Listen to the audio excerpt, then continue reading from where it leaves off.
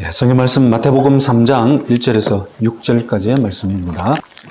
신약성경 3페이지 같이 읽겠습니다.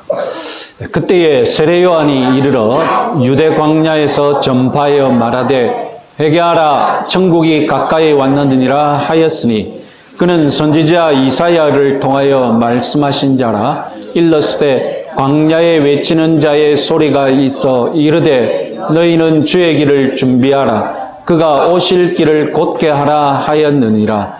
이 요한은 낙타털 옷을 입고 허리에 가죽띠를 띠고 음식은 메뚜기와 석청이었더라. 이때에 예루살렘과 온 유대와 요단강 사방에서 다 그에게 나와 자기들의 죄를 자복하고 강에서 그에게 세례를 받더니. 아멘. 일전에 말씀드린 대로 고난주간과 부활절에 맞춰서 우리가 강해 본문을 뛰어넘었었죠. 그래서 다시 돌아오려고 하니까 제가 살펴보니까 무슨 일이 있었는지 제가 마태복음 3장도 강해를 안 했더라고요. 그래서 마태복음 3장 그리고 마태복음 25장에서 쭉 강해 안 한 부분 마저 이렇게 이어서 강해한 다음에 마지막 본문 마태복음 28장 마지막 본문을 강해하면 이제 마태복음 전체를 마치게 되겠습니다. 자, 마태복음 3장 길라잡이 세례 요한이라는 제목으로 말씀드리겠습니다. 자, 마태복음 1장과 2장에서 예수님 탄생에 관한 기록이 쓰인 다음에 3장부터 본격적으로 이제 메시아 예수님의 사역을 소개해야 되겠죠.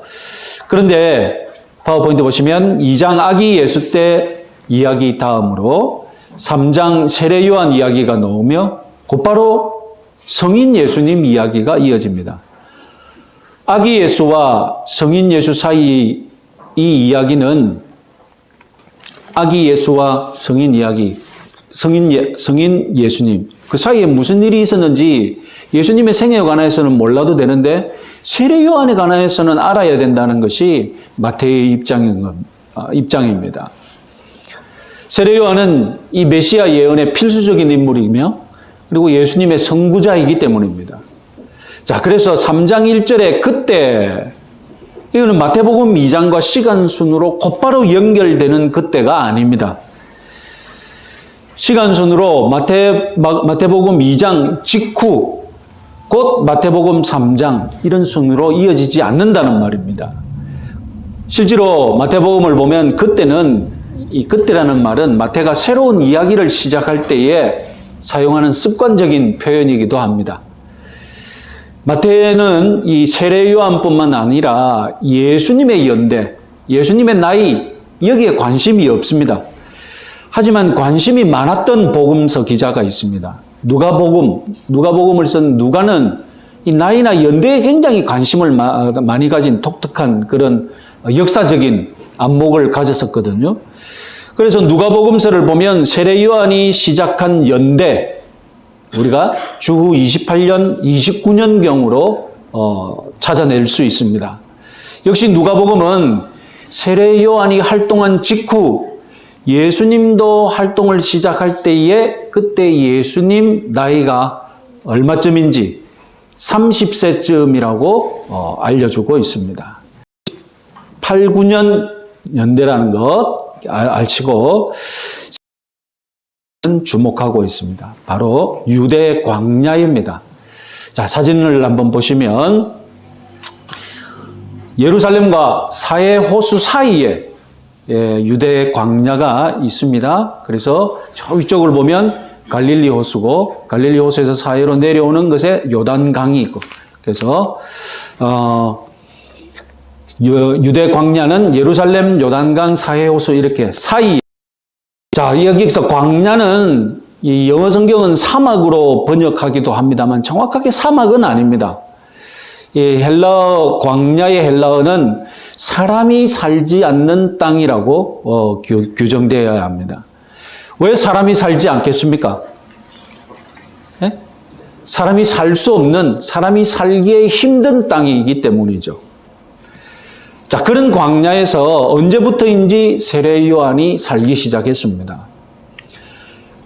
광야에 살면 광야에 맞게 광야 스타일로 삶을 살 수밖에 없겠죠. 그래서 4절이 잘 밝혀주고 있습니다. 이 요한은 낙타 털옷을 입고 허리에 가죽띠를 띠고 음식은 메뚜기와 석청이었더라. 가죽 털옷은 두껍고 거친 그런 옷으로 광야에서 사는 사람들이 혹은 유목민들이 이 겉옷이나 망토로 사용되었습니다. 그래서 비가 와도 물이 잘 스며들지 않고 추운 날씨를 견디게 해주죠.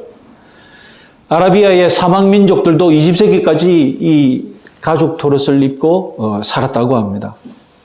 자, 메뚜기와 석청 역시 이 광야에서 먹을 수 있는 음식이었죠. 메뚜기는 광야나 사막을 날아다니는 흔한 곤충이었습니다. 식량 자원으로 활용되고 있었습니다. 지금도 마찬가지죠.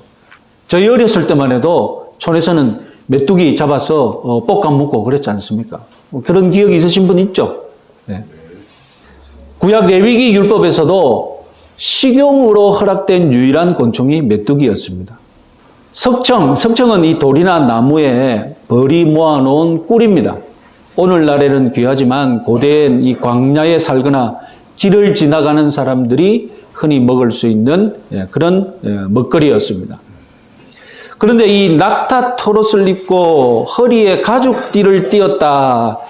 이 표현은 이미 구약에서 똑같은 이런 스타일로 살고 있는 사람이 있었다고 소개된 적이 있습니다.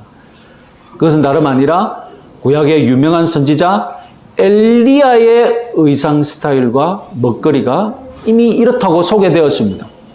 이건 엘리야 스타일이었던 겁니다. 엘리야도 광야에서 살면서 지냈던 선지자였기 때문이죠. 세례 요한은 지금 엘리야 선지자처럼 입고 먹고 살고 있는 것입니다. 세례 요한은 왜 엘리야를 이렇게 닮은 채로 살아갈까요? 왜냐하면 메시아의 길을 준비할 선지자, 구약에서 예언되어 적이 있는데 다름 아니라 엘리야 같다라고 예언했기 때문입니다. 자, 구약의 마지막 선지자 말라기 3장 1절, 4절, 5절 같이 한번 읽겠습니다. 내 사자를 보내리니 그가 내 앞에서 길을 준비할 것이요 내가 선지자 엘리야를 너희에게 보내리니. 자, 여기서 예수님 당시 유대인들은 엘리야가 메시아 앞에 와서 재림을 준비할 것이다 라고 믿고 있었습니다. 이 예언에 의해서. 그리고 예수님은 세례 요한이 엘리야 같은 선지자였다라고 이미 말씀하셨습니다. 마태복음 11장 13절 14절 말씀 같이 한번 읽어보겠습니다. 모든 선지자와 율법이 예언한 것은 요한까지니 만일 너희가 즐겨받을진대 오리라 한 엘리야가 곧 이 사람이니라. 마태복음 11장에서 세례 요한에 관하여서 제자들과 얘기를 주고받을 기회가 있었거든요. 그때 예수님이 뭐라고 하셨느냐? 세례 요한은 말라기 선지자가 오리라 한 엘리야 곧 그 사람이었다라고 예수님이 말씀하신 것입니다. 여러분 또 한 가지 에피소드를 생각하시면 골고다의 십자가 위에서 예수님이 엘리 엘리 라마 사박다니 나의 하나님 왜 나를 버리십니까? 라고 했을 때 사람들이 밑에 있던 사람들이 뭐라고 오해를 했습니까? 엘리야를 부른다라고 했지 않습니까? 그래서 뭐라고 했냐? 엘리야가 와서 그를 구원하나 보자. 이렇게 밑에 있던 사람들이 예수님을 희롱했거든요. 엘리야가 와서 구원한다. 이 머릿속에 무슨 생각이 있는 겁니까? 유대인들 머릿속에는 메시아 이전에 엘리야 같은 선지자가 와서 구원해 줄 것이다 라는 그런 믿음이 있는 겁니다. 그래서 이런 희롱이 가능했던 겁니다. 자, 말라기는 구약의 마지막 선지자이며 세례 요한은 신약의 첫 번째 선지자입니다. 말라기와 세례 요한의 간격이 시간 400년 간격이 있습니다. 400년이라는 이 시간 간격 동안 어떤 사람이 나타나서 내가 하나님이 보내신 선지자다 이렇게 떠벌리고 다녔을 수도 있겠지만 공식적으로 성경적으로 말라기 이후 400년간 하나님이 보내신 선지자가 없었습니다. 400년의 이 침묵을 깨고 하나님이 보내신 그 선지자가 다름 아니라 세례 요한이었던 것입니다. 그래서 말라기가 예언했던 엘리야 같은 선지자, 그가 바로 세례 요한이었기 때문에 세례 요한은 엘리야 같은 라이프 스타일로, 엘리야 같은 스타일을 추구하면서 광야의 선지자로 살고 있는 것입니다. 세례 요한의 사명이 무엇입니까? 하나님은 이미 구약에서 세례 요한의 사명을 예언해 놓으셨습니다. 3절에서 이사야 40장 3절이 인용됩니다. 광야에 외치는 자의 소리가 있어 이르되 너희는 주의 길을 예비하라. 그가 오실 길을 곧게 하라. 이것이 세례 요한의 사명이었습니다. 주의 길을 준비하는 것, 주님이 오실 그 길을 곧게 하는 것이었습니다. 고대에는 길을 준비하는 자가 있었죠. 고대 세계의 길은 오늘날 기준으로 보면 길이라 할 수 없는 길이죠. 아예 길도 없는 지역이 흔했습니다. 그래서 길을 준비하는 사람이 있어야 했습니다. 고귀한 사람이 그 길을 가려면 반드시 그 앞에서 길을 준비하는 사람이 있어야 됐어요. 그래서 천한 사람들이 이 길을 막지 못하도록 미리 길을 터놓는 역할을 하는 거죠.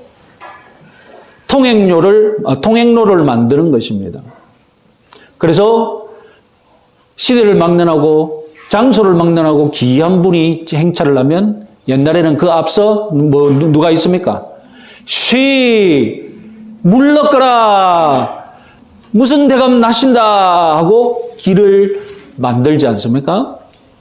그런 일꾼을 가리켜서 우리말로 뭐라고 합니까? 길라잡이라고 합니다. 세례 요한이 바로 메시아의 행차를 준비하는 길라잡이였습니다.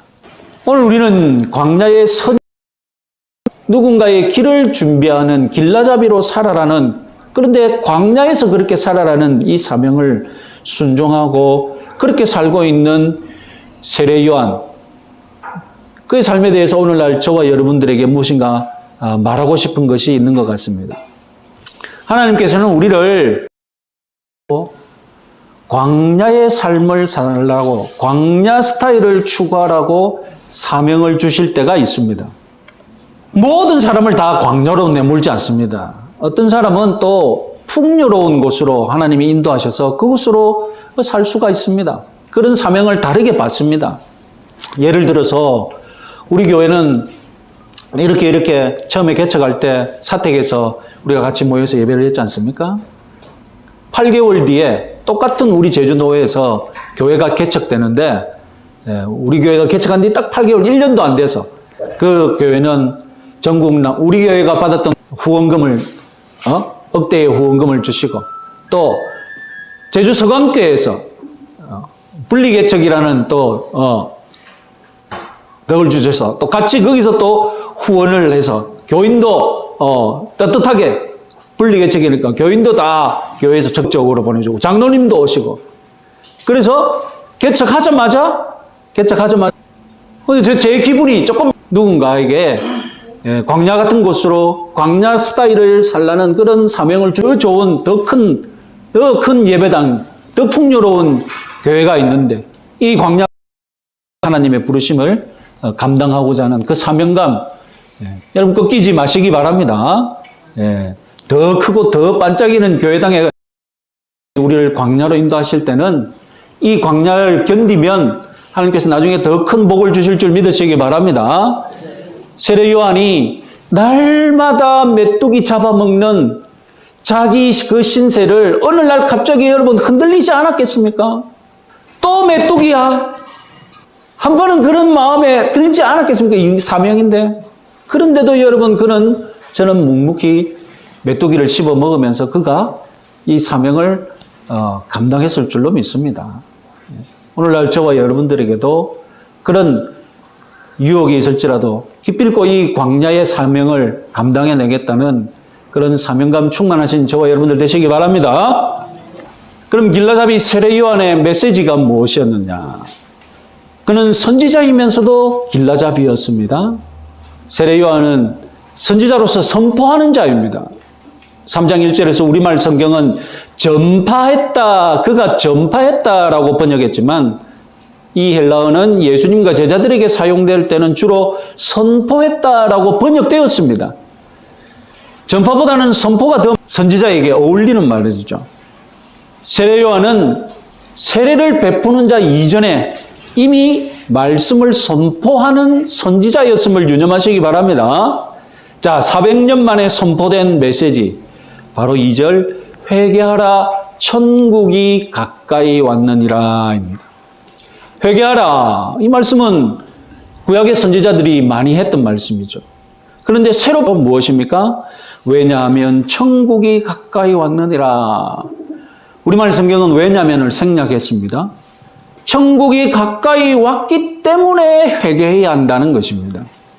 여기서 천국, 이 천국은 오늘날 우리가 떠올리는 천국, 내가 죽으면 그 영혼이 가는 천상의 어떤 곳, 그것이 아닙니다. 이 천국은 하나님 나라라는 단어를 유대식으로 표현한 것입니다. 이 유대식으로 표현한 것이 하늘나라인데, 하늘나라를 한자로 번역하니 무엇입니까? 간단하게 천국이 된 거예요. 자, 천국을 다시 한자로 풀면 뭐라고요? 하늘나라. 왜 하늘나라냐?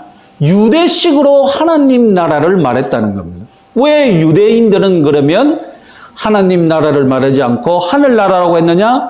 유대인들 습관이, 어느 습관이 하나님이라는 말을 잘 입에 담기 싫어했기 때문입니다. 그들은 아예 하나님이라는 말을 입에 담지 않으려고 했어요. 하나님 나라를 하고 싶을 때 유대인들은 하나님을 떠올릴 수 있는, 하나님 대신 말할 수 있는 단어가 있으니 그것이 무엇입니까? 하늘이었던 겁니다. 유대인들이 하늘을 말하면 유대인들 사이에는 그것이 무엇을 가리키는 말입니까? 벌써 하나님을 가리키는 말이었던 겁니다. 그래서 마태복음은 유대인들을 위한 복음서이기에 하나님 대신, 하나님 나라, 이 말 대신 하늘나라를 말했고, 우리 성경은 하늘나라를 천국이라고 번역을 한 것입니다. 그러나 유대인들이 아니라 이방인들을 위해 복음서를 썼던 마가, 누가복음에는 하늘나라 대신 어떤 말을 썼겠습니까? 하나님 나라를 썼죠. 이방인들에게는 그런 말을 쓰는 게 부담이 안 되니까. 자, 하나님 나라, 하늘나라, 천국, 모두 구약 성경에서는 잘 볼 수 없는 단어죠. 그러나 구약 성경 전체를 가장 간단하게 요약할 수 있는 단어가 바로 하나님 나라입니다. 구약 성경은 그 역사 전체가 무엇입니까? 이스라엘 백성이 누구의 백성이 되는 겁니까? 이스라엘 백성이 하나님 나라의 하나님 백성이 되는 이야기거든요. 구약 성경은 이스라엘 민족이 하나님의 백성이 되어서 하나님 백성답게 살아가는 이야기인데, 그러면 하나님의 백성이 된다는 것은 하나님 나라가 있다는 것 아닙니까? 그러니 구약은 하나님 나라 이야기가 되는 셈입니다. 그런데 이스라엘은 하나님 나라에 하나님 백성답게 살지 못했죠.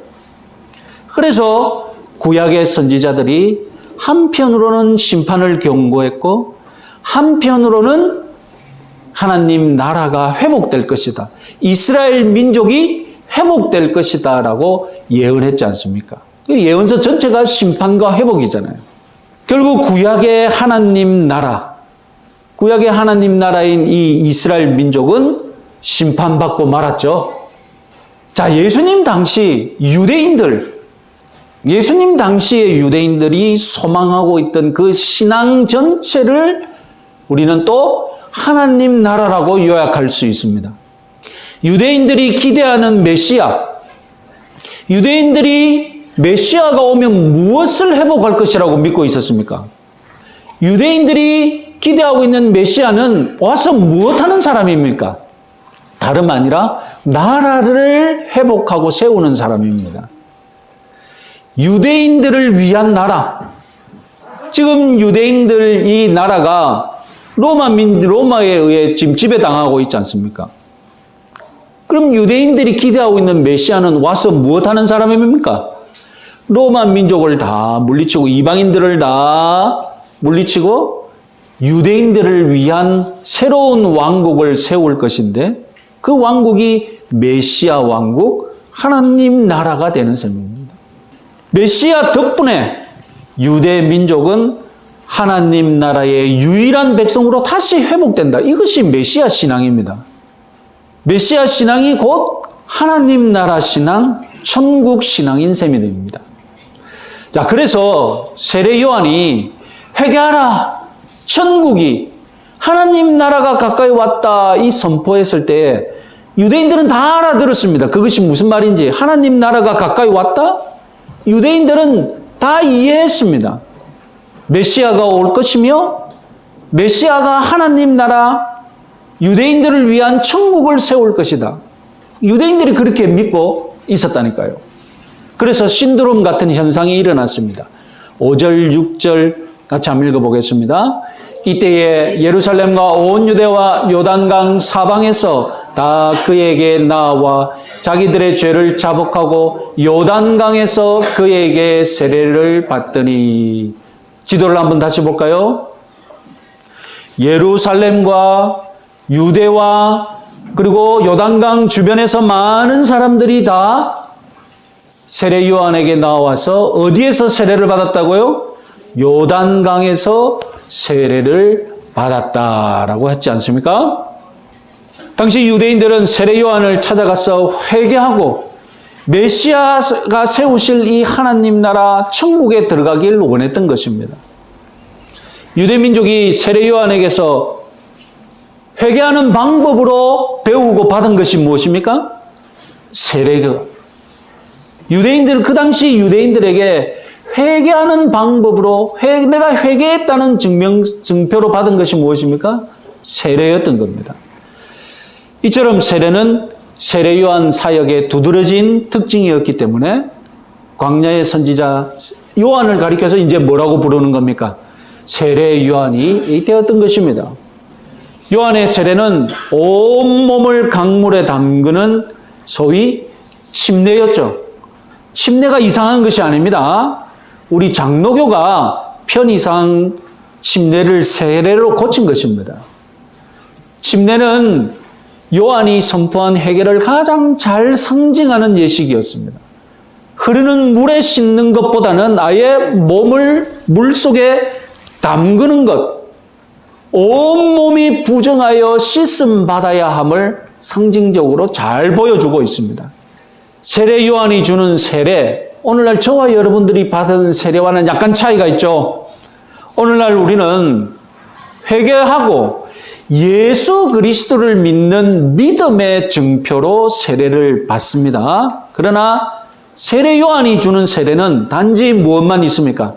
내가 회개하고 하나님 나라에 가고 싶다는 그 열망을 표현하는 것이 세례 요한이 주는 세례였습니다. 자, 구약의 선지자나 신약의 세례 요한이나 심지어 예수님까지도 똑같습니다. 천국 복음의 요구 조건 무엇입니까? 회개해야 하나님 나라에 들어간다는 것입니다. 하나님 나라가 기꺼이 가까이 왔다는 선포, 이 역사적인 사실입니다. 하나님 나라가 가까이 왔기에 이제 회개해야 합니다. 그래야만 천국에 들어갈 수 있습니다. 긴급하게 회개해야 합니다. 회개란 무엇입니까? 나의 죄된 생각을 변화시키고 죄를 누리려는 마음을 변화시키고 그리고 죄의 길에서 발걸음을 돌려야 하는 것, 이것이 회개입니다. 세례 요한에게 이스라엘을 회개시킨다는 것은 주의 길을 준비하는 것이고 메시아가 오실 길을 곧게 하는 것이라고 아까 이사야가 예언했죠. 흥미롭게도 예수님 스스로 내가 곧 길이다라고 말씀하시지 않으셨습니까? 그리고 사도행전을 보면 초대교회 교인들은 기독교라는 명칭이 아직 없었을 때 이 기독교를 가리켜서 초대교인 스스로 뭐라고 했느냐? 초대교회는 스스로 뭐라고 했냐면 길이라고 했습니다. 그래서 우리 성경은 그 길을 한자로 번역했으니 그것이 뭐라고요? 도라고 번역했습니다. 도를 아십니까가 아니고 그 도가 아니라 유대인들은 이것이 하나님께로 가는 새로운 길이다라고 초대교회 성도들은 그렇게 이해를 하고 기독교는 도다라고 표현했습니다. 아담 부부가 쫓겨났을 때 하나님은 에덴 동산 세우셨습니까? 불칼을 든 천사를 세우셨습니다. 이제 하나님 막혔다는 것입니다. 성막이나 성전에서도 마찬가지입니다. 하나님의 보좌가 있는 지성소, 휘장으로 막혔죠. 휘장으로 분리시켜 놓았습니다. 1년에 딱 한 번 한 사람만 그 휘장 안으로 들어갈 수 있었습니다. 이와 같은 출입금지 다름 아니라 우리 타락한 인생들의 죄 때문이었습니다. 성자 하나님께서 나사렛 예수로 육신을 입으시고 이 땅에 오신 이유, 바로 이 출입금지, 이 죄의 벽을 없애기 위함입니다. 죄의 벽을 허물기 위함입니다. 그래서 예수님이 십자가에서 죽으셨을 때에 성전의 휘장이, 출입금지를 상징하는 그 성전의 휘장이 위에서 아래로 찢겨졌습니다. 하나님께서 찢어버리신 것입니다. 예수님의 죽으심이 그 출입금지의 장벽을 찢어버리게 했던 것입니다. 이제 우리를 살리는 길이 열렸던 겁니다. 막혔던 길이 열린 겁니다. 그래서 예수님은 자신 있게 자기 스스로를 가리켜서 내가 길이다라고 얘기할 수 있었던 겁니다. 예수님을 통해서만이 하나님께 자유로이 통행할 수 있기 때문입니다. 예수님이 이미 죄의 장애물을 다 제거했다면, 예수님이 이미 우리에게 살리는 길로 오셨다면 우리 인생들은 무조건 그 길로 걸어가면 되는 것 아닙니까? 그러나 여러분, 무조건 그 길로 들어갈 수가 없습니다. 세례 요한이 선포했지 않습니까? 회개하라, 천국이 가까이 왔느니라. 우리는 회개해야 합니다. 하나님께로 가는 길, 이미 내 마음 밖까지 와 있습니다. 하나님께로 올라가는 길, 이미 내 마음 밖에까지 와 있습니다. 그러면 내가 해야 할 일이 무엇입니까? 내가 회개함으로 내 마음 안에 있는 더러운 길을 닦고 어지러운 길을 정리해야 합니다. 그래서 내 마음의 길을 열어서 어디에 접속을 해야 되겠습니까? 내 마음 밖까지 와 있는 이 새롭고 산 길에 내가 회개함으로 접속을 해야죠. 고속도로가 있으면 뭡니까? 접속도로가 없으면 고속도로 못 이용하잖아요. 예수님께서 새롭고 산 고속도로를 우리 앞까지 열어주셨다니까요. 이제 그 길을 어떻게 이용합니까? 내가 마음의 길을 정리를 하고 회개를 하고, 그래서 그 길에 접속을 해야죠, 내가. 그것이 바로 회개임을 믿으시기 바랍니다. 길라잡이 세례 요한의 역할이 무엇이었습니까? 유대인들을 메시아 영접하도록 준비시키는 것이었습니다. 오늘 보면 3절 이사야의 예언 다시 한번 떠올려 보십시오. 너희는 주의 길을 준비하라. 그의 오실 길을 곧게 하라. 유대인들 마음속에 있는 하나님께 이르는 길 굽어져 있었습니다. 하나님께로 가는 길이 굽어져 있음을 유대인들이 인정하고 회개해야 합니다. 이것이 길라잡이 세례 요한의 사명이었습니다. 유대인들이 굽은 길을 바로 폈습니까? 유대인들은 그 굽은 길을 고집했습니다. 유대인들은 실패했습니다. 우리는 실패하면 안 되죠. 회개는 한 번만 하는 것이 아닙니다. 회개는 한 번 눈물 흘리고 마는 그런 진한 이벤트가 아닙니다. 왜냐하면 우리 마음이 항상 변하기 쉽고 우리 육신이 항상 약하기 때문에 흔들리기 때문입니다. 그래서 우리는 항상 주님께로 이르는 길을 우리 스스로 어지럽히고 더럽히고 무엇인가 자꾸 장애물을 갖다 놓고 우리 인생의 결정적인 내가 결단을 해서 크게 한번 회개했을지라도 그 이후로 나는 또 내 앞에 있는 이 길을 어지럽히기를 잘한다니까요. 그래서 우리는 우리 마음의 길을 자주 어지럽힙니다. 우리는 길을 더럽히는 사람들이라니까요. 그러니 우리는 매일 길을 닦는, 길을 청소하는, 길을 정리하는 회개를 해야 합니다. 우리가 주님께로 가는 길 앞에 우리 스스로 얼마나 쓸데없는 것을 많이 갖다 놓습니까? 우리가 주님의 길을 가기 위해서 주님이 뭐라고 하셨습니까? 자기 십자가를 지고 날마다 나를 따르라고 했지 않습니까? 이 주님의 따라가는 길, 십자가를 지고 가야 할 정도로 힘든 이 길인데 우리는 이 길에 그냥 십자가만 지도 힘들 것인데 쓸데없는 거 많이 갖다 놓고 어떻게 해서든 그대로 유지하면서 피하면서 이 길을 가려고 한다니까요. 우리는 빛나는 영광스러운 간을 쓰고 길가에 자기가 갖다 놓은 거 다 먹고 다 누리면서 그 길을 가려고 한다니까요. 여러분들 이 주님 앞에 향하는 이 길 앞에 여러분들 갖다 놓은 것 무엇인지 한번 생각해 보십시오. 어지러운 것들 막 갖다 놓지 않습니까? 빛나고 반짝이는 것들 갖다 놓고 맛있는 것 뭐 즐기는 것 잔뜩 갖다 놓고 어떻게 해서든 이거 그대로 다 가지고 가려고 하는 거예요. 길을 깨끗이 정리해야 되는데 길 옆에 어떻게든 다 놔두고 이 길을 같이 가려고 애쓰는 거예요. 그러니까 십자가 질 손이 없는 거죠.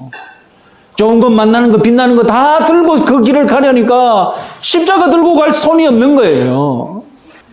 다 정리해야 됩니다. 놓아야 합니다. 버려야 합니다. 그래야 십자가 질 손이 있죠. 광야의 삶을 살 이 손이 여유가 있는 것이죠. 어떻게 이 광야의 삶을 살겠습니까? 다 털어버리고 다 던져버리고 길을 깨끗하게 비우시는 여러분들 되시기 바랍니다. 그래서 여러분, 우리 이 연약한 인생에게 가장 필요한 은혜가 무엇입니까? 다름 아니라 죄를 깨닫는 은혜입니다. 내 문제가 무엇인지 절실하게 깨닫는 각성의 은혜가 제일 큰 은혜입니다. 죄를 깨달아야 회개할 것 아닙니까? 문제를 알아야 풀 수 있지 않겠습니까? 문제를 못 보는데 어떻게 문제가 풀 수 있겠습니까? 죄가 안 보이는데 어떻게 회개를 하겠습니까? 그래서 여러분, 날마다 여러분들이 항상 빠짐없이 해야 할 기도는 다름 아니라 하나님, 내가 무엇이 문제인지 알 수 있는 눈을 주십시오. 내 죄가 무엇인지 볼 수 있는 눈을 주십시오. 이 안목을 가져야 된다니까요. 이 안목만 있으면 그는 평생 겸손하게 신앙생활을 할 수 있습니다. 처음에는 그 안목을 가졌지만 교만해지면 어떻게 됩니까? 자만해지면 그 증거가 무엇입니까? 다름 아니라 자기 죄를 못 본다는 것이 그 증거입니다. 교만의 증거가 무엇입니까? 자기 문제가 무엇인지 모른다는 거예요. 주위 사람들이 다 아는데, 주위 사람들 눈에는 다 보이는데 자기 눈에만 안 보이는 거예요. 영적인 안목이 무엇입니까? 다른 사람을 꿰뚫어 보는 그런 눈이 영적인 안목입니까? 아닙니다. 영적인 안목은 내 속을 꿰뚫어 보는 눈이 영적인 안목입니다. 나를 꿰뚫어 보고 내 속에 들어온 것을 각성하고 내 문제를 확인할 수 있는 안목이 영적인 안목입니다. 저와 여러분 모두 진정한 영적 안목을 다 가지시길 바랍니다. 그래서 모두 나 자신을 먼저 꿰뚫어 보고 날마다 회개하면서 주님 뒤를 자기 십자가 지고 따라가는 그런 삶 모두 사시기 바랍니다. 아멘.